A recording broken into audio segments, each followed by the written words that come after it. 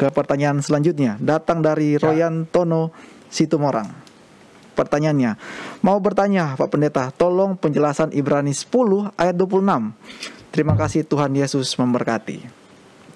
Kita akan bacakan pendeta ayatnya. Ibrani 10 ayat 26. Sebab jika kita sengaja berbuat dosa sesudah memperoleh pengetahuan tentang kebenaran, maka tidak ada lagi korban untuk menghapus dosa itu. Silakan Bapak Pendeta untuk penjelasannya. Terima kasih, sudah dibaca ayatnya tadi ya. Terima kasih, selamat malam Bapak atau Saudara Royan Tono Situmorang. Selamat malam, terima kasih untuk pertanyaannya.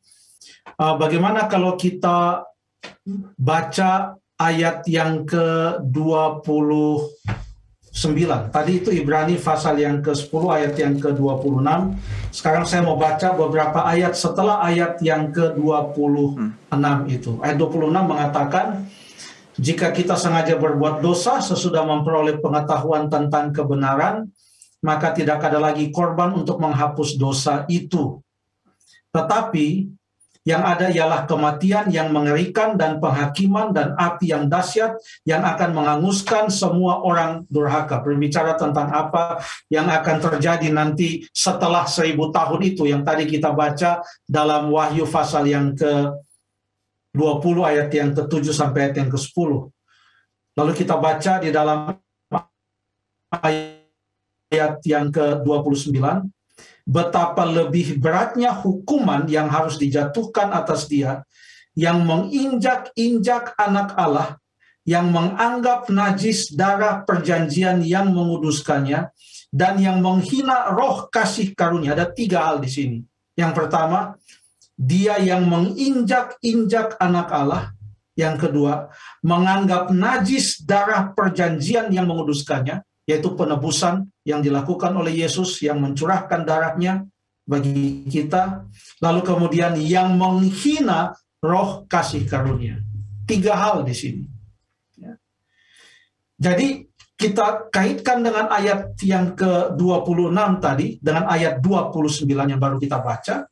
Jika kita sengaja berbuat dosa setelah memperoleh pengetahuan tentang kebenaran, dalam konteks ayat ini, sengaja berbuat dosa itu bisa kita kaitkan dengan yang menginjak-injak anak Allah, menganggap najis darah perjanjian yang menguduskannya, dan yang menghina roh kasih karunia. Maka tidak ada lagi korban yang menghapus dosa itu. Ini apalagi dengan kata-kata yang menghina roh kasih karunia. Maka tidak ada lagi korban yang untuk menghapus dosa itu. Ini mirip dengan apa yang dikatakan oleh Tuhan Yesus di dalam Matius pasal yang ke-12 ayat yang ke-32. Apabila seorang, ayat 31, sebab itu aku berkata kepadamu, segala hujat, segala dosa dan hujat manusia akan diampuni, tetapi hujat terhadap Roh Kudus tidak akan diampuni. Jadi pada waktu kita baca dalam Ibrani 10 ayat yang ke-26 yang mengatakan, jika kita sengaja berbuat dosa sesudah memperoleh pengetahuan tentang kebenaran, maka tidak ada lagi tidak ada lagi korban untuk menghapus dosa itu. Jangan kita katakan, loh, katanya Tuhan itu Maha Pengampun. Bukankah 1 Yohanes 1 ayat 9 mengatakan, jika kita mengakui dosa kita, maka Ia adalah setia dan adil dan akan mengampuni kita. Kok bertentangan dengan ayat ini? Ayat ini tidak cocok dengan apa yang dilakukan oleh Petrus. Apa yang dilakukan oleh Petrus? Petrus apakah sengaja atau tidak sengaja menyangkal Yesus? 3 kali dia menyangkal Yesus. Dia sengaja menyangkal Yesus. Padahal Yesus sudah katakan, kamu akan menyangkal aku. 1 kali dia lakukan, 2 kali dia lakukan, 3 kali dia lakukan. Dia tidak sedang dikontrol oleh suatu kuasa supaya dia menyangkal Yesus. itu pilihannya untuk menyangkal Yesus. Dia sengaja menyangkal Yesus. Apakah ia tidak diampuni? Oh, dia diampuni. Tidak lebih dari 2 bulan setelah ia menyangkal Yesus, dia sudah berkhotbah lagi di Yerusalem. Dan pada hari itu 3.000 orang dibaptis. Itu Petrus. Jadi Ibrani 10 ayat yang ke-26, jika kita sengaja berbuat dosa sesudah memperoleh pengetahuan tentang kebenaran, maka tidak ada lagi korban untuk menghapus dosa itu. Ini bukan seperti kasus Petrus, tapi ini seperti yang ada di dalam ayat yang ke-29 tentang orang yang menginjak-injak anak Allah, yang terus-menerus menginjak-injak anak Allah, tidak mau menerima Tuhan. Padahal sudah tahu bahwa jalan keselamatan itu adalah melalui Tuhan Yesus Kristus, menurut Alkitab. Lalu kemudian, yang menganggap najis darah perjanjian yang menguduskannya, lalu yang menghina roh kasih karunia.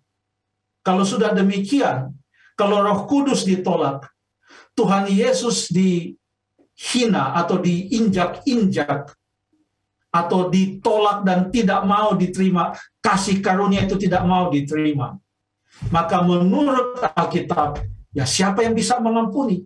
Siapa itu? Yesus. Dikatakan di sini,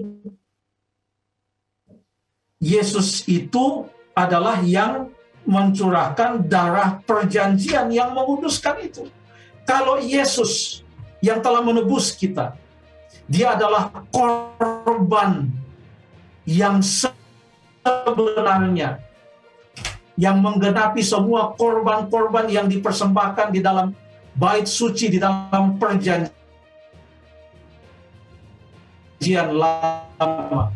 Itu semua digenapi yang sebenarnya. Kalau korban itu ditolak, ya korban mana lagi yang bisa menebus kita dari dosa-dosa kita? Korban mana lagi yang bisa menggantikan kita?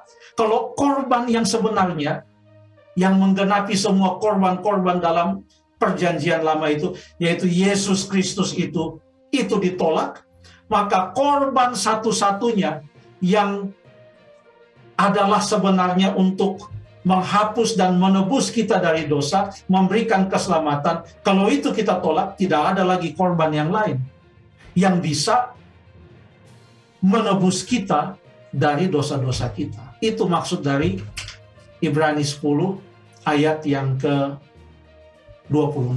Terima kasih.